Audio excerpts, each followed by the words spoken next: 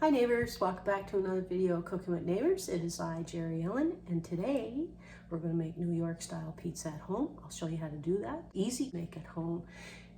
I'll show you what we use to make a New York style pizza and make it come out tasting like the New York style pizza that you buy at a pizza parlor. I was going to do another video, but like another recipe in this video, but I think that's going to be enough. But anyway, I'm going to get to making the dough. Now, I did some dough recipes on this channel before, but I am doing it a little different. And anyway, just follow along if you want to make pizzas. I got make umpteen amount of pizzas, and I'm going to start sharing the pizzas that I make. But anyway, first of all, we need to get some warm water, about 100 degrees Fahrenheit. We can go 95 to maximum 110, but 95 to 105 is great. It's just warm. A package of active dry yeast, or 2 1/4 teaspoon.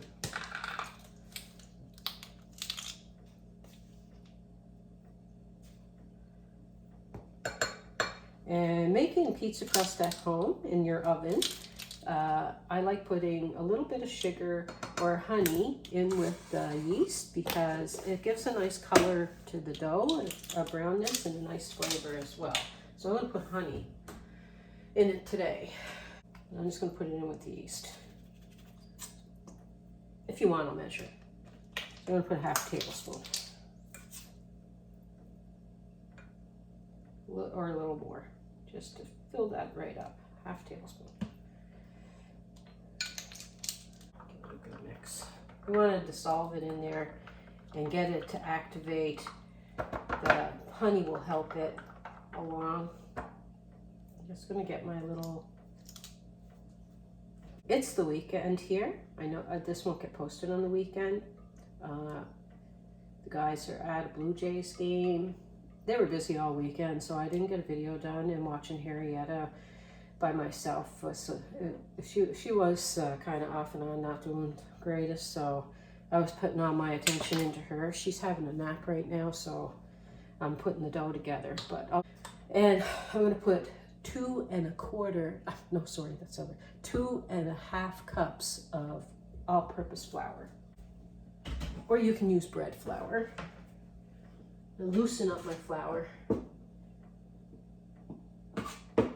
I loosen it, and you can take a knife and scrape it across the top, but it's pretty level. This is a 1/2 cup measuring cup, so I just kind of, maybe I could bring you over, maybe, can I? If I pull this over here. You see that? I don't know if you can see that. And then I just loosen it and scoop it, and I shake it till it's level. And one more.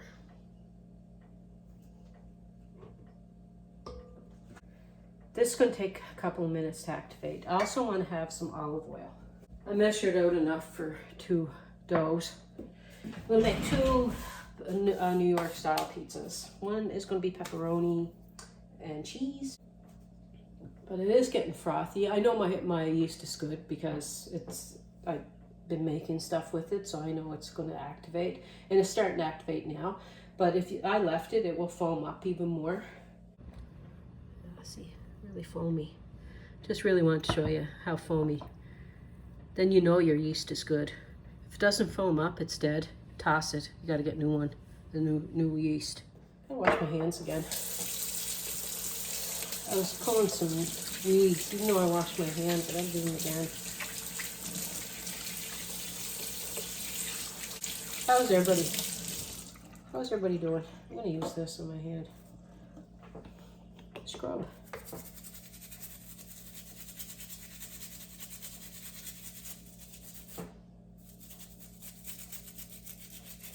Sorry. Scrub. I'm using this. Really scrub my hand.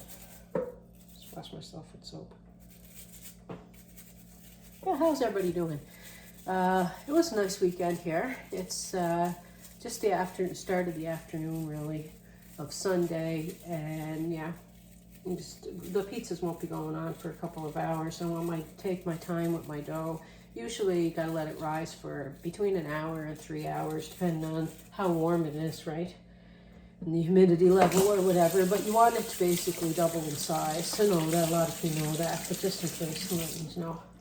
Here, nice clean.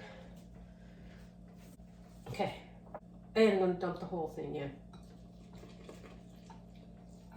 Whole cup.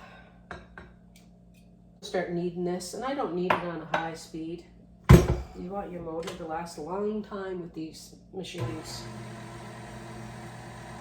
And then when it starts to pull together, and even if you're kneading it by hand, when it starts to pull together, and that's when I add my olive oil, and I add a bit of salt actually I usually add a bit of salt to the flour before I put that in, but I'll add it now. A bit of salt, and I mix it through the flour. Like a half a teaspoon. And then I start putting in a quarter of the cup of my olive oil.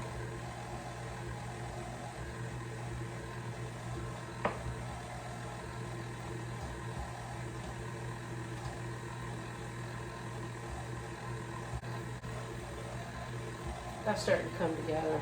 And after about 3 to 5 minutes, I put my hand in and I pulled the dough together, put the hook back down, let it knead again for another 4 minutes. So about 8 minutes or whatever all together I knead it. I'll just watch. I'm just trying to show you. Take it off the hook. Grab it. It'll come from the sides itself anyway, because of the olive oil and everything that's in it. But this 2.5 cup dough makes a nice 16-inch pizza.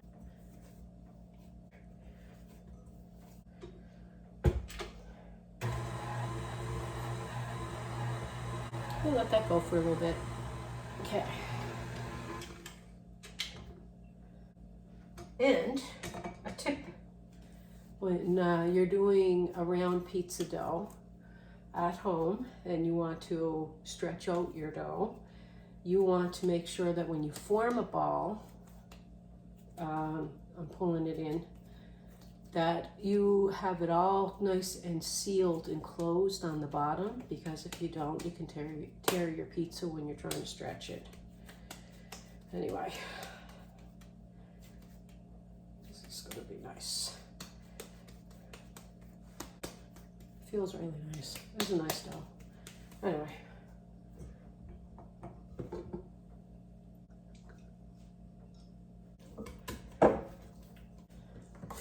I'm just going I'm going to cover with some cling wrap and drape a clean towel over it as well.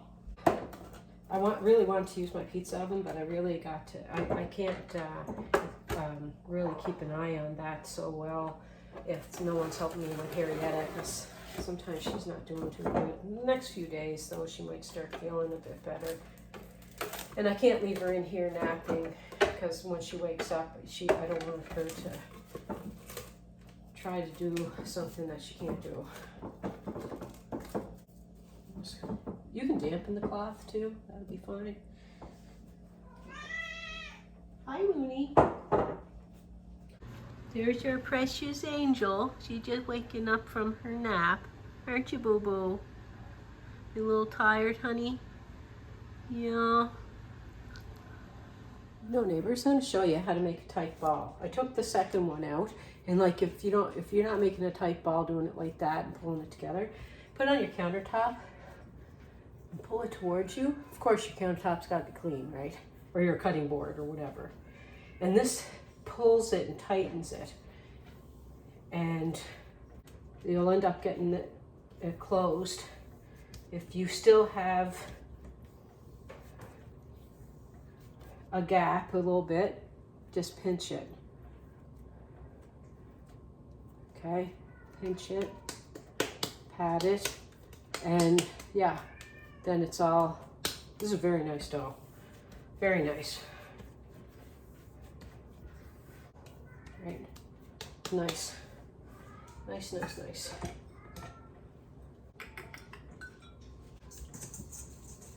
I gotta get in there with Jerri-ellen. She's sitting on her pillow now. Just want to show you, Graham and I, well, Graham, I got the curtains, he hung them. Teamwork. Anyway, we got some curtains hung up, so when the sun is coming in that way, Jerri-ellen loves lying on the couch. We can close the curtains so that it's not too much sun. She wants up on her, she got her own chair though, and she loves her chair. And under her umbrella, that's Jerri-ellen's. When I say puppy is out on her chair, this is where I mean. And she wants in her outside chair. She's shaking a little. She's due for her medicine, so I'm gonna go get her that. Okay, my pizza dough has been rising for like an hour and a half. So I sanitized my countertop and my oven is preheating. Now, normally you would want to put this on like 400 to 450 degrees Fahrenheit in your oven. However, my smoke detector is very sensitive, and even standing on a chair, I can't turn it off. So I do it when the guys aren't around. I can't get that unplugged or turned off for when I want my oven turned up, because the heat sends it off. You don't even have to be burning anything. Smoke detector goes off. So I'm doing it at 375 degrees Fahrenheit. It'll just take an extra few minutes.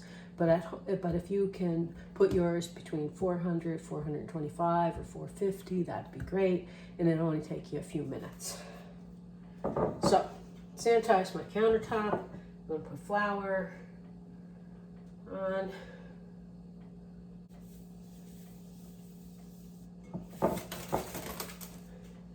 Now,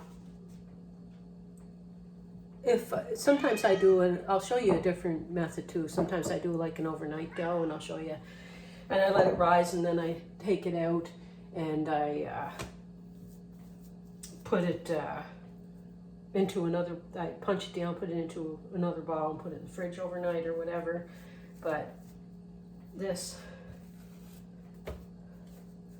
I let it stay rising for a good amount of time. I want to create sort of like a border, a little bit of a crust, and I don't want to roll it. Don't roll it with a rolling pin, please. You can pick it up and stretch it with your thumbs and your knuckles like that. See, if you want. It's a very good dough. It's workable. And how you want to make your New York style pizza at home, pizza screen. Mine is seasoned. I seasoned it so that it does not stick for me, because it's not a very expensive one. So I got it on Amazon. That's my pizza screen. I want to make the 16 inches is the largest you're going to be able to do in most ovens. So it barely fits in there at 16 inch. Anyway, let's get that on there. Get my pizza screen back over here. And knock off some of that flour.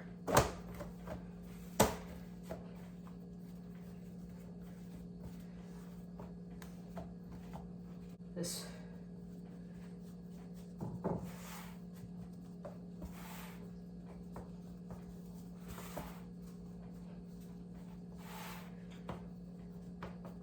That's how you get to New York style, is using these pizza screens. Knock off some of that flour.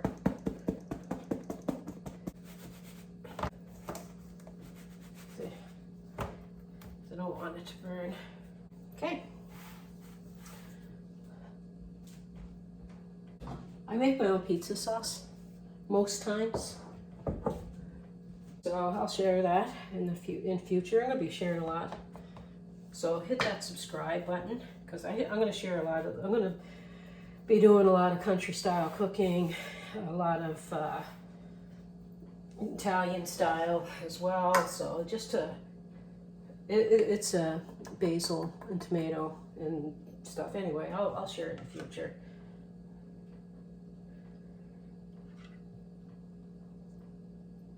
Casey and them, they like a bit of extra sauce. Go right up to the crust, like.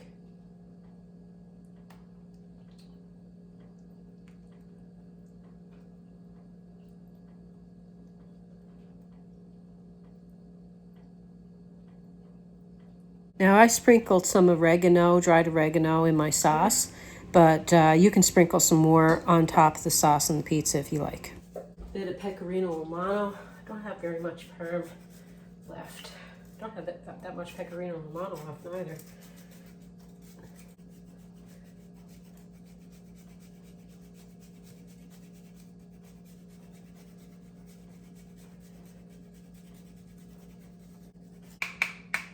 And you can put more or less cheese on. That's all up to you, but I have about 2 cups of mozzarella that I grated. Pizza mozzarella. I put my cheese first so that my toppings, they can lose its moisture, or if I'm putting pepperoni, they kind of get really nicely done. Because I'm doing it at 375, I'm just leaving it on the second shelf from the bottom. If I was cooking it a bit hotter than that, I would put it almost in the center, right? So the 3rd shelf from the bottom.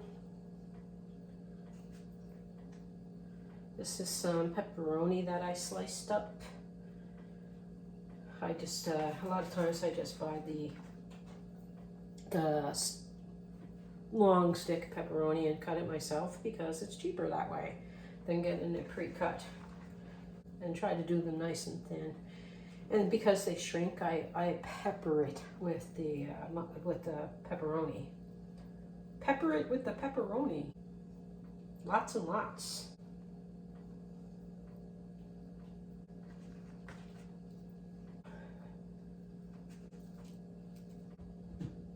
Pepperoni pizza. You get a pepperoni pizza in my house. There you go. That looks okay. Looks good to me. Here we go.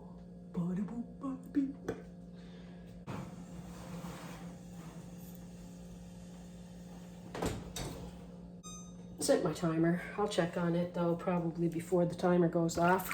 But I find when it's at this temperature, at this 375, it takes about 20-22 minutes, something like that. I'll show you what that looks like. I'm gonna grate some more cheese and stuff for the next one.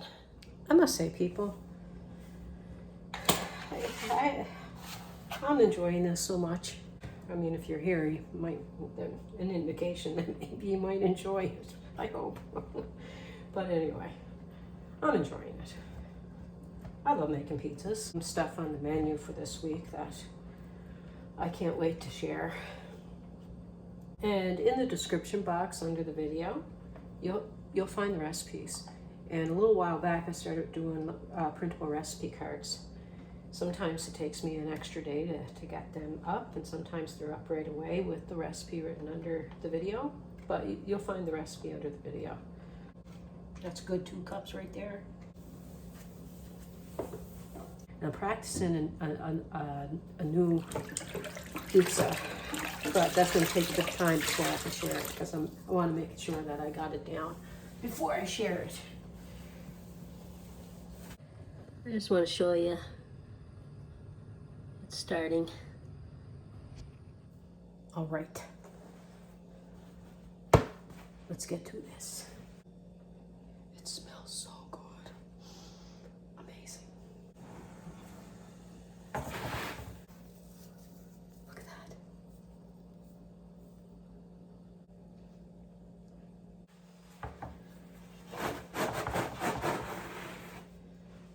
Oh my gosh. I know it's going to be really hot, but I'm cutting it.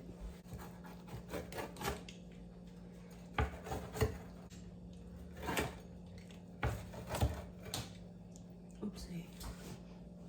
I think pepperoni went fine.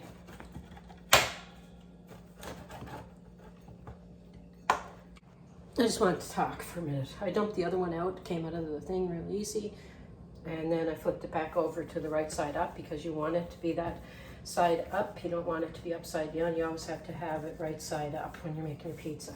Now you want a thinner crust. This dough is perfect if you divide it in two and have a 12-inch, I got a 12-inch over there, pizza screen.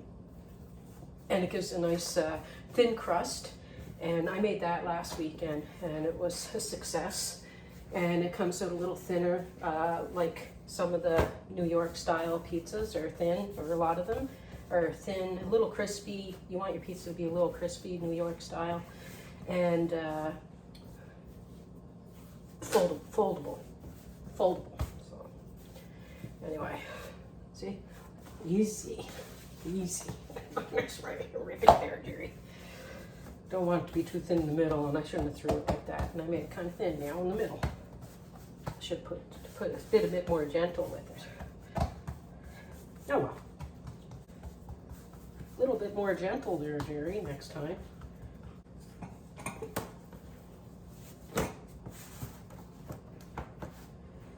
But yeah,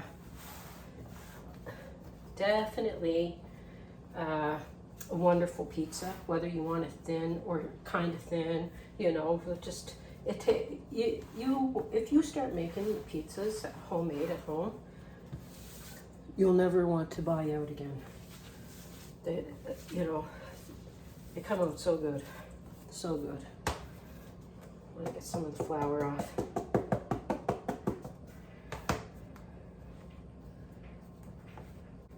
I'm just gonna roll the edge a bit because just to make a different look for you. So just want to show you a little bit of a look. You can stuff this here, pizza crust, and then fold it over, like put some mozzarella cheese in there. If you get the cheesy sticks and cut them, they fit around nice, and then stuff them into the crust. This one I'm talking a bit different. Anyway, I hope you're enjoying the hangout as much as I am. I'm gonna pinch that. Thanks for being here. Pinch it down. You don't want to press it into the screen because then you're not going to get it out very easily. So feels good.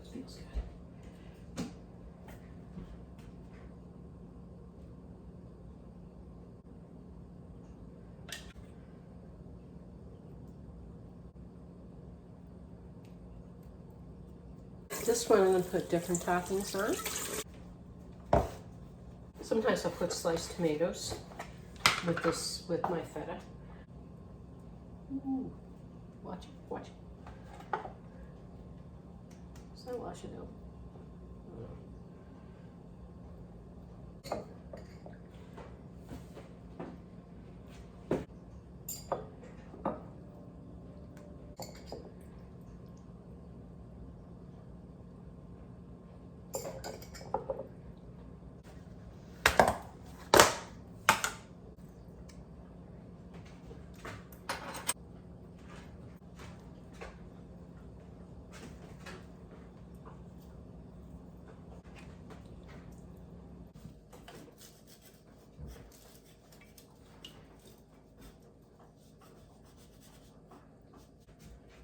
Excuse me, Jerri-ellen, honey. Excuse me, honey. Come move out of the way for a second. I need to show you these two. Look at them. The two of them. They always do that. They hang as soon as I start cooking. Like you can tell when Harriet is feeling better. She wants back at the stove and just sniffing around. God bless them. Oh gosh, and Mooney over here. Once he hears the cheese grater, that's it. He's coming and running. Blue Jays are losing. They're losing. And getting ready to take the second one out. Wait till you see the crust. Awesome. That's all I gotta say. I just get excited about this stuff. I really do. Look at that. Look at that. See if I can show you the underside. Kind of hard to show you. Up to when I slice it, I guess.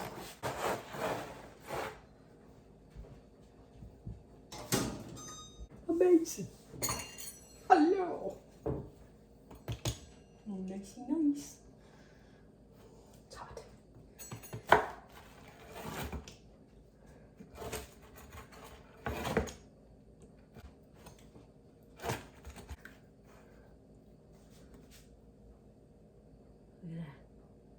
Nice and brown.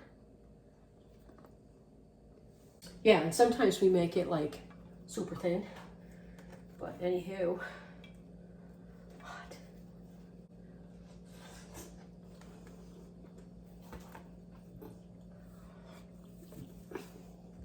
It's good. It's good. Sometimes make it really like super thin.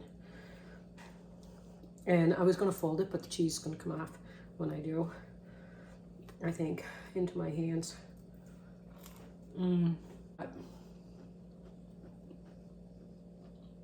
Buon appetito. Hot.